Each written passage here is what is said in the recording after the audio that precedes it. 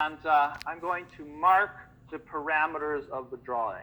So this is going to be probably one of the most important things you're going to want to do is mark your parameters of the drawing. So I'm going to just find generally where I want the top of the head. Okay. Just, a general location. I'm going to mark, let's see here, maybe the sides of the head. Okay, where I want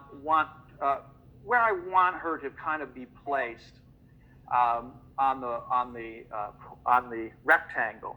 Okay, and then I'm going to mark the bottom of the head, or let's say generally where, I don't know, the chin will be, somewhere in here. Okay. And let's go ahead and I'm going to put in some lines here just so I can gauge where the general shape of the V of the neck will be. So kind of a big shape. So what I'm doing essentially is I'm just marking kind of a big shape, and marking the parameters of where I think she's going to be. Okay. I might be wrong about that. Just your big shape. Okay.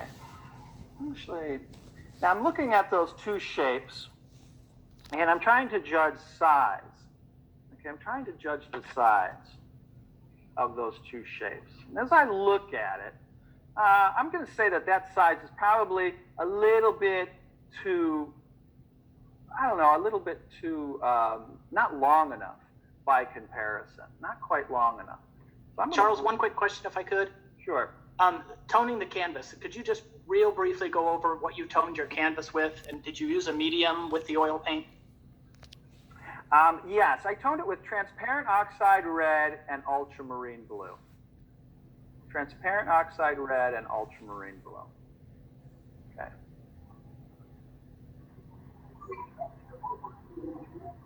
And it's actually an acrylic prime. An acrylic prime. I do that for my studies. We have another question here from Ashwini. She was wondering, is there a specific brush that's your favorite, Charles? Yeah, I like to use this Rosemary brush. This is, I like to use their Mongoose for this block in. Sometimes I'll start with bristle. They have an ultimate bristle, but this is the 1/4-inch Mongoose.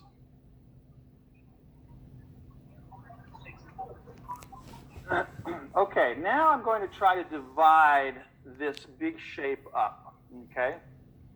I'm going to try to divide this big shape up. So it's almost as if I'm blocking. I'm kind of blocking in what I see. Just kind of blocking and dividing things up.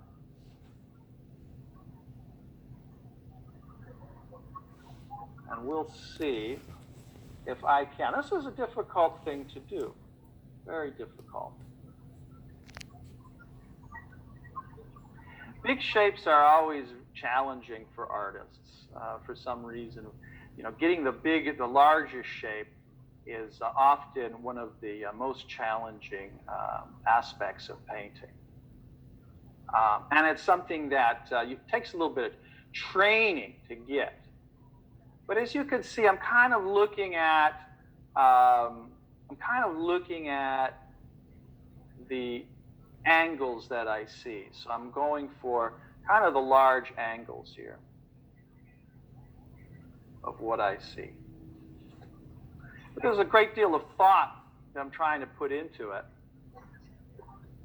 A great deal of thought. I like the brush with the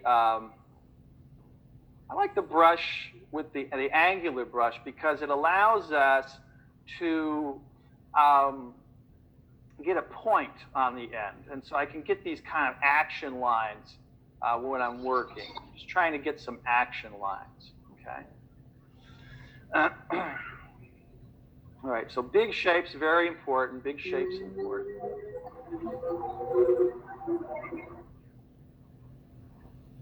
And I'm not going to be concerned with any of the details right now. I'm just trying to go for some kind of a pattern. Okay, some kind of a pattern. It's a little bit difficult in this situation because I'm trying to work, this is a little bit, I'm kind of squashed in close to the painting here. But a little bit of a challenge, but let's see if I can't figure it out here. I'm trying to stay at arm's length. You want to always keep it at arm's length from your portrait. Okay.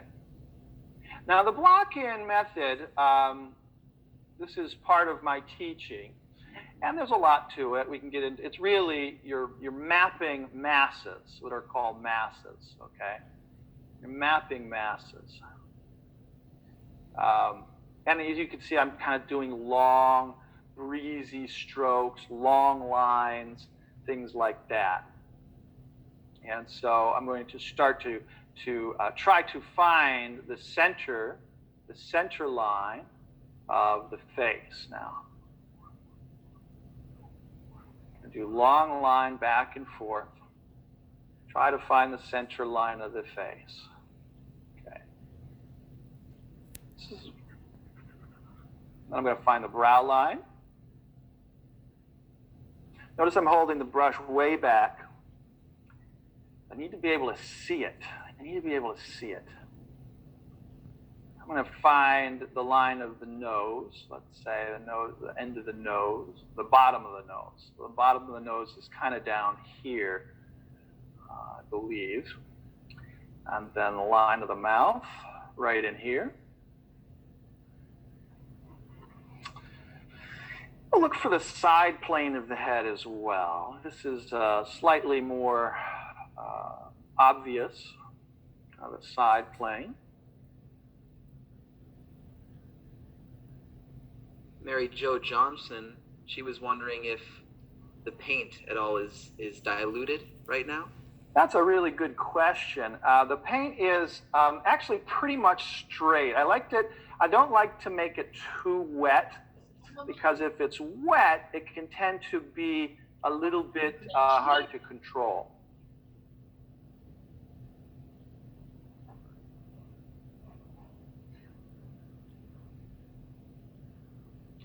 And what I'm going to do here is really try to find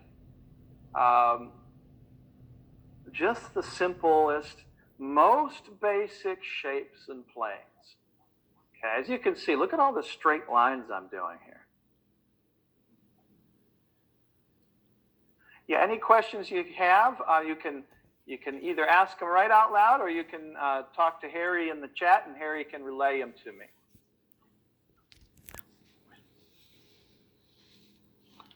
Okay, so just big shapes, okay? Very blocky, like I'm sculpting. Okay? It's really, really very much like I'm sculpting, very much like I'm sculpting. All right, and that to me is really quite important. Hello, sir. So, sorry, I have a network issue. Can you tell me which color is in the background? Yeah, this is transparent oxide red and ultramarine blue. Okay. That I mixed half and half together. Thank you for the question. Thank you, sir. Where are you calling from? I'm from India, sir. Wonderful. Welcome, welcome. Linda was wondering about the surface you're painting on. What surface you're painting on? This is just a regular old canvas, cotton canvas. I will paint on usually linen or canvas. And this is a demonstration piece, so I just grabbed an old canvas. By the way, this demo is for sale. So if you're interested in buying it, you can put your, it's $800, and you can put your bid in the chat, or your name in the chat that you want it. Sometimes we get multiple people. So at the end, if we do get multiple people who want the demo, we'll pull your name out of a hat randomly. Kathy was wondering if there's an actual model there or if you're just painting. I have the same thing as you guys. I have her up on a TV screen. Okay, so I have her on a monitor in front of me.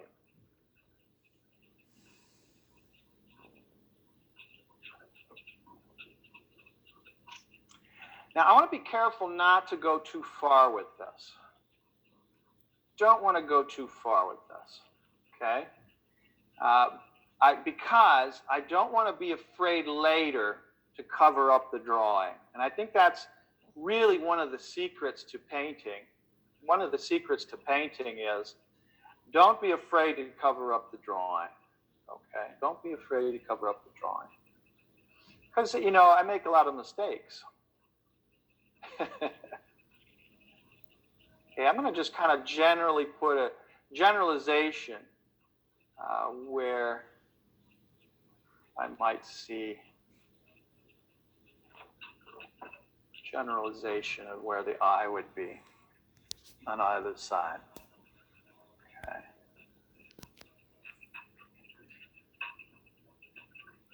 Okay. And I'm not thinking about likeness, anything like that. I'm just basically mapping.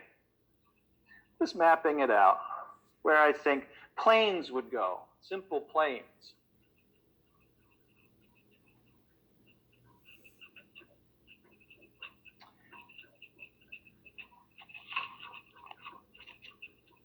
And it doesn't have to be perfect, okay? In fact, perfection is sometimes can inhibit you from growing. Okay, why is that? Because basically there's more value in the first, probably the first portion of the painting, first 30 minutes, first hour of the painting, than there is in the last hour of the painting.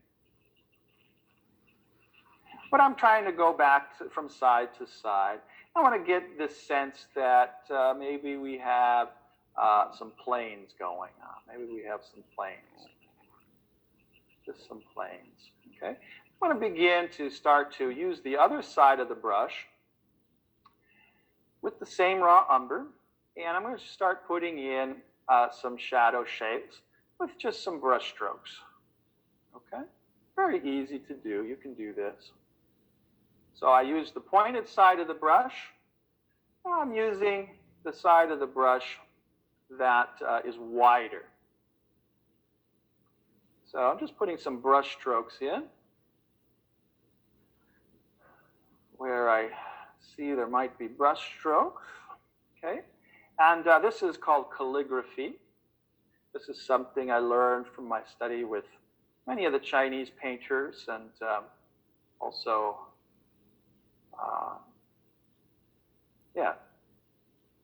Asian calligraphy. So you can see just with one brush, I'm kind of doing two things. I'm putting in a mass.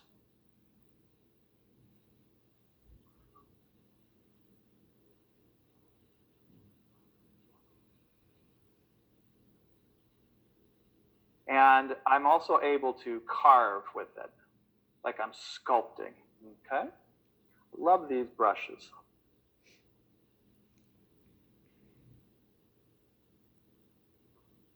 If I make a mistake, make it boldly, okay? Don't sneak up on it. It's going to be a mistake.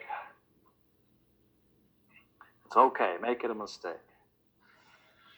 Okay, I want this to look rather strong and sculptural. You guys have any questions? Just go ahead. Shout them out. Charlie, is there any chance we can see that canvas straight on? I'm seeing it from the left-hand side, the demo set up to left, and you really can't see it straight on. Yeah, maybe on one of the breaks, if I put it the camera right behind me, you won't be able to see over my shoulder. But Okay. maybe on the next break, I'll adjust it a little bit. Okay, because I'm looking at a severe angle from the left, Okay. from my left, so I can't really see the canvas straight on, and it does make a difference. Yeah, it does. That's one of the hard parts about these online is trying to get a good shot over the shoulder. And Charles, are you only using raw umber right now? Yes, only raw umber.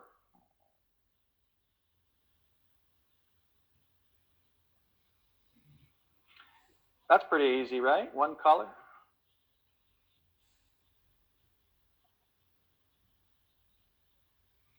Just massing it in, just sculpting it in.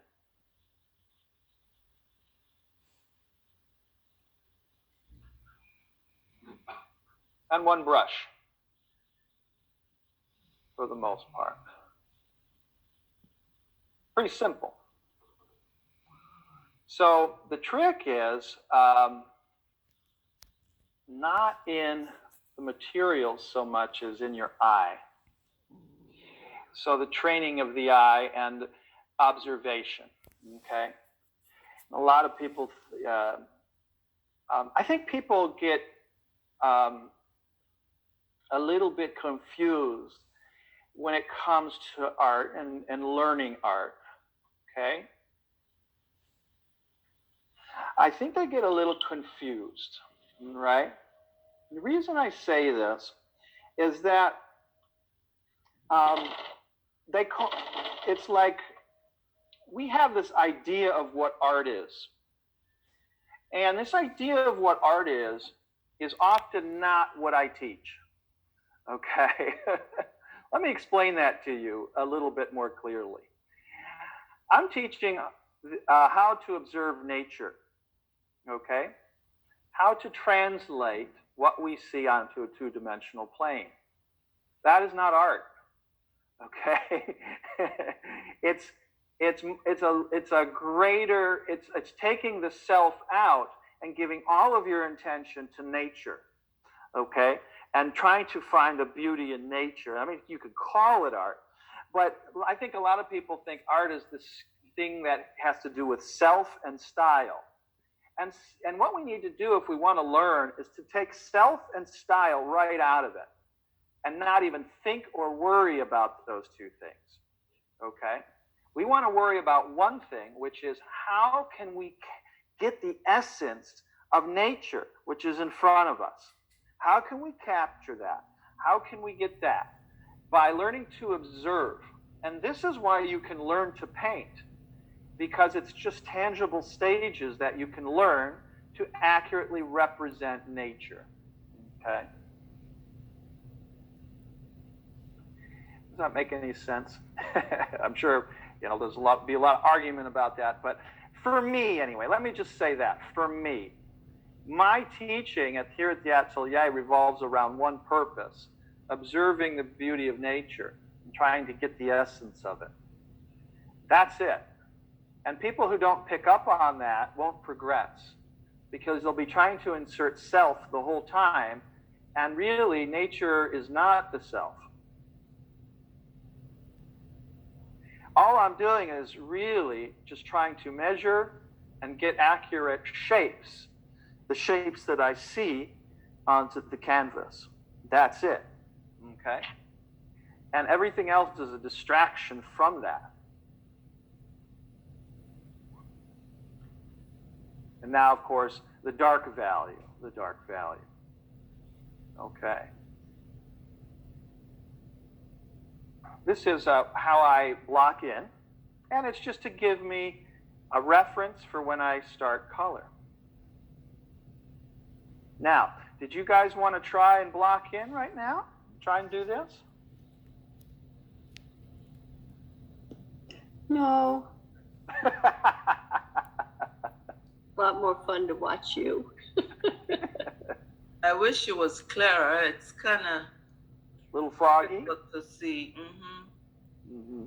Patricia and Let's see Renee. if I can move the camera forward. You could also take a look through the instructor cam, okay? And the instructor cam should have a more straight-on view. Okay, nice. got a lot of people